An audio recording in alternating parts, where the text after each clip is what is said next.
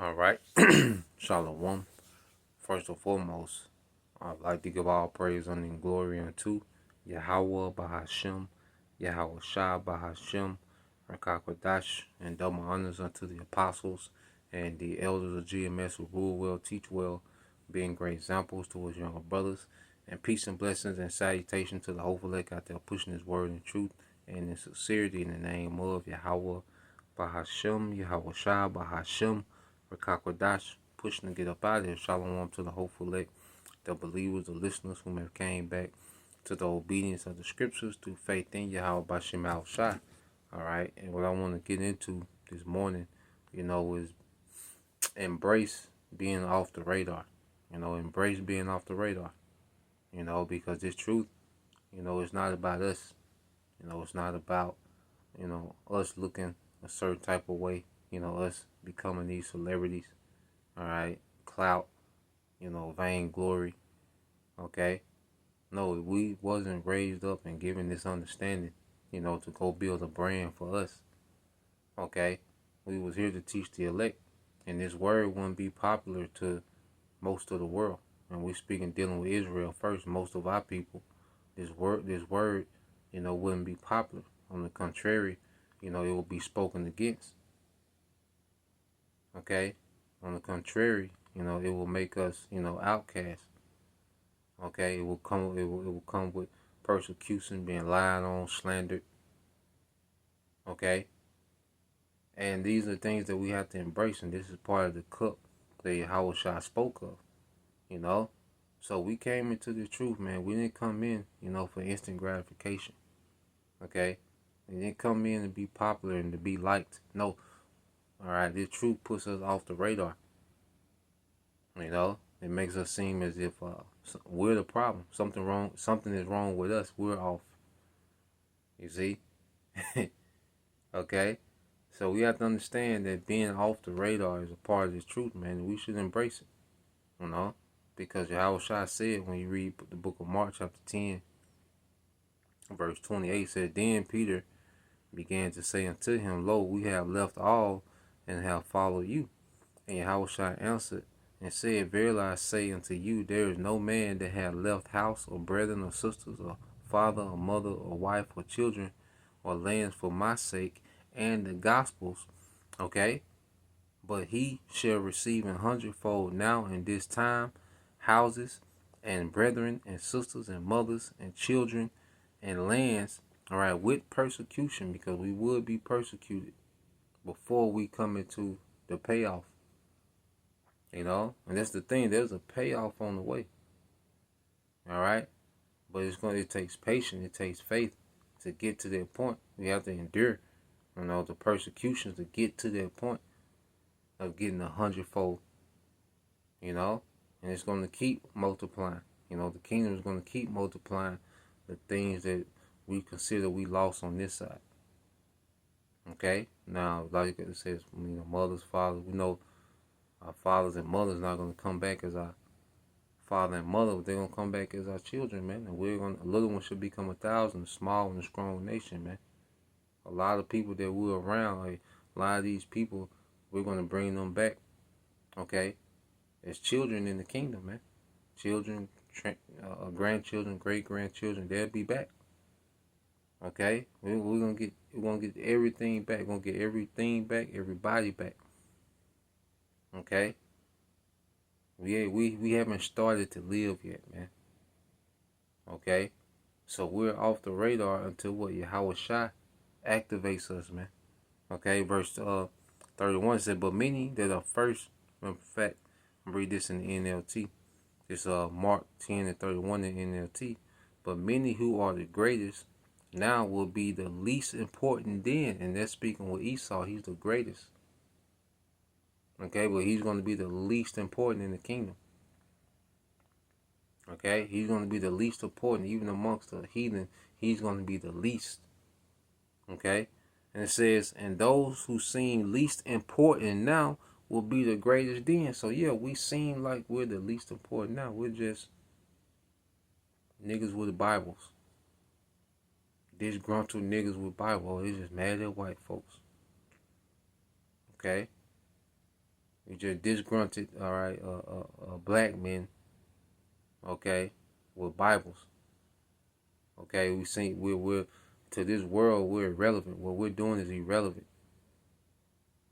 Okay, what we're doing has no merit. It's not validated by this world.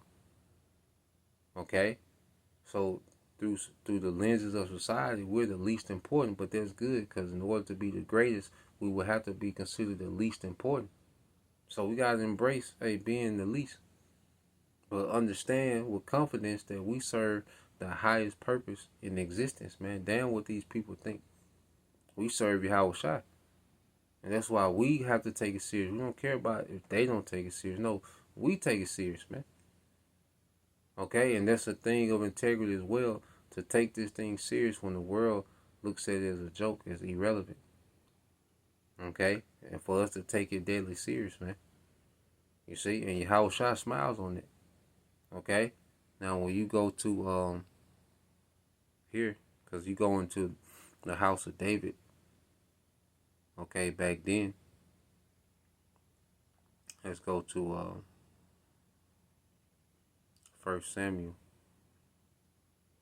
22. All right, this is the book of 1 Samuel, chapter 22, and verse 1. It said, David therefore departed thence and escaped to the cave of Adullam. And this is when he was on the run from King Saul.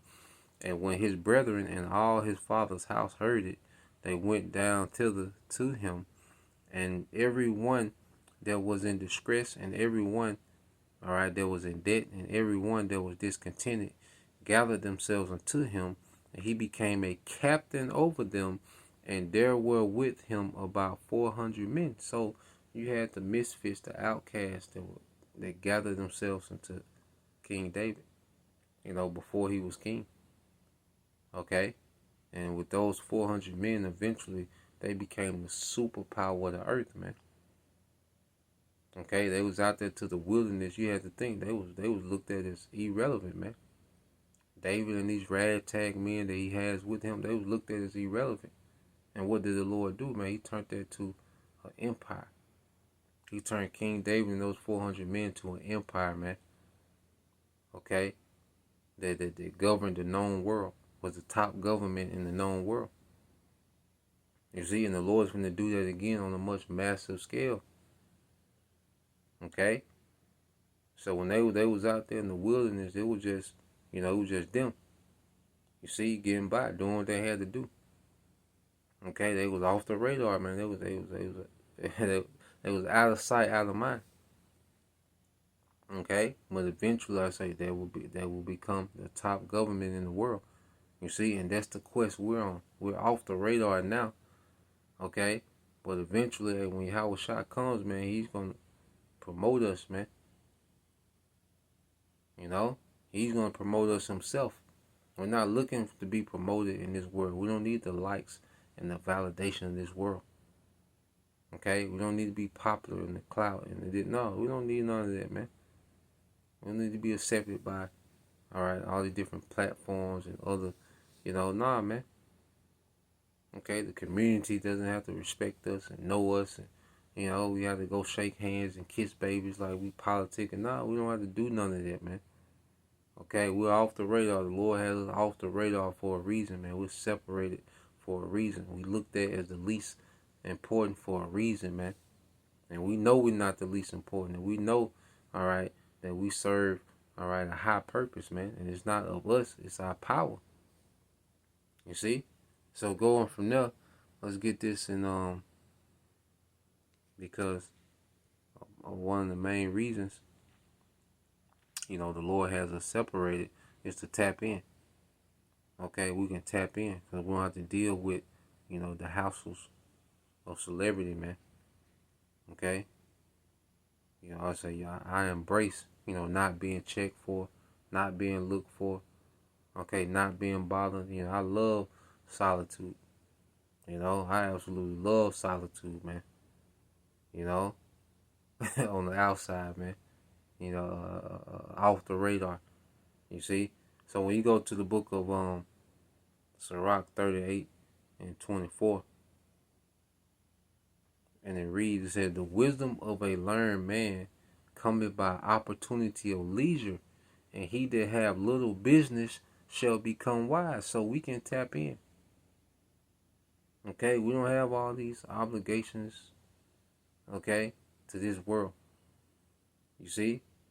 You know, like I said, we don't have a celebrity schedule. We gotta be at this podcast, at this debate, at this, all right, turkey handout, at that place, at this place. Okay, schedule full of vanity, man. Nah, man, the Lord has it to where we're able to truly tap into wisdom, man. Truly tap into Yahweh shot. You know, because we're off the radar. You see, we got our little jobs, our little situation, whatever, however brothers got it, man. But most brothers is what? Hey, off the radar, man. With little business. Okay, because this is the business here. This the business. You see, Yahweh shot, this is the business, man. Okay? This is what we pour into, man. This is that pearl of great value, man. Okay? And we're off the radar so we can tap into, all right, this pearl of great value, man, Yahweh Shai, which is ultimately what? The kingdom. You see? And when you go to, let's get this in Sirach, the book of Sirach, chapter 6. Because as we're separated off the radar for the sake of tapping into wisdom, what is this wisdom leading to? This Sirach 6:22, for wisdom is according to her name, and she is not manifest unto many. And that's one thing. It's a privilege that the Lord really allows us to tap into the wisdom. She's not manifest to many, and this is a privilege, man. You know, this is a rare thing for the Lord. The Lord don't put his spirit on everybody, his Rakakodash, his Holy Spirit, to be able to go teach this word, to be able to believe this word, man. So whether you're a teacher, you know, or you're of the congregation of believers, okay, that's a rare thing. You see, wisdom is not manifest unto many. It says, give ear, my son, receive my advice, and refuse not my counsel.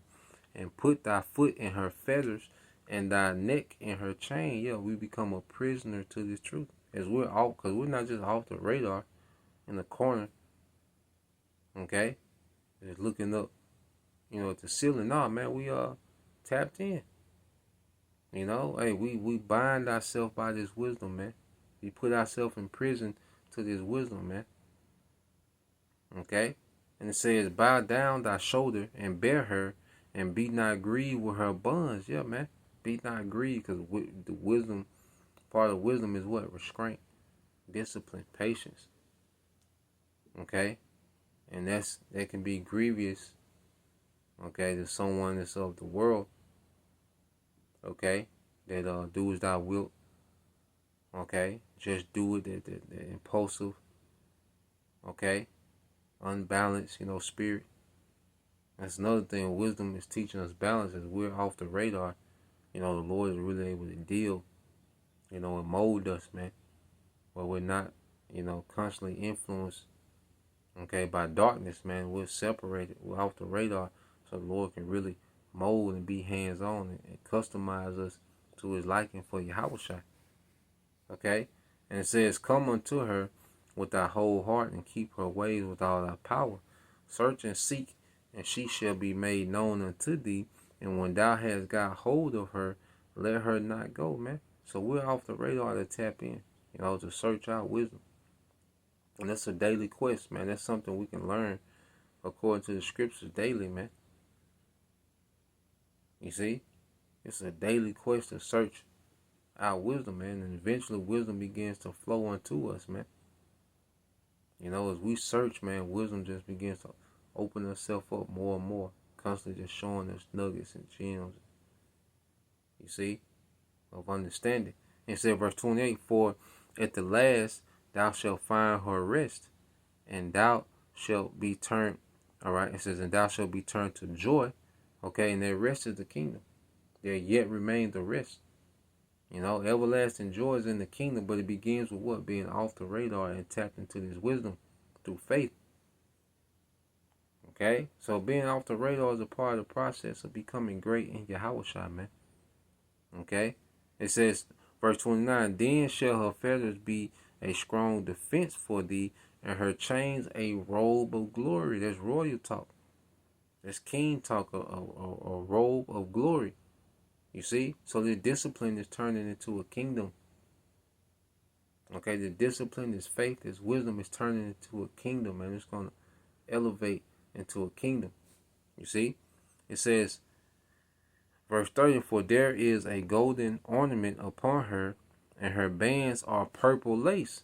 Thou shalt put her on as a robe of honor, and shalt put her about thee as a crown of joy. You see how it transitioned into what? Rulership. A diadem. You know, there would be like a turban, you know, with a jewel in it. You know, rulers would wear. Men of, you know, high rank would wear. Purple lace, man. That's all highborn talk, man. Okay, but it begins with us being off grid before King David and those men got to enjoy palaces and the perks of rulership. Hey, they was off the radar, man. Not considered, looked at as irrelevant, out of sight, out of mind, and that's a beautiful thing. Okay, because it was in that time where he became a king off the radar. And David became a king off the radar, man. We're becoming kings off the radar. Okay? So when you go here, let's get we end it here. Sirach 11:5 says, many kings have sat down upon the ground, and one that was never thought of have worn the crown. You see, and one that was never thought of have worn the crown. Okay? So we're not even considered. You know, and that's great because we know how the story goes. Okay, we don't have to be considered, all right, of this world because the scriptures consider us, man. Okay, the scriptures let us know the end game. You see, and it's all in righteousness, man. So, yeah, just wanted to get into that, Lord will you, brothers. All right, and you few sisters edified once again. I want to give all praise and glory unto Yahweh Bahashem, Yahweh Shah Bahashem, Rakakwadash, and double honors unto the apostles and the elders of GMS who rule well, teach well, and being great examples towards your brothers. And peace and blessing salutation to the whole flesh. Shalom.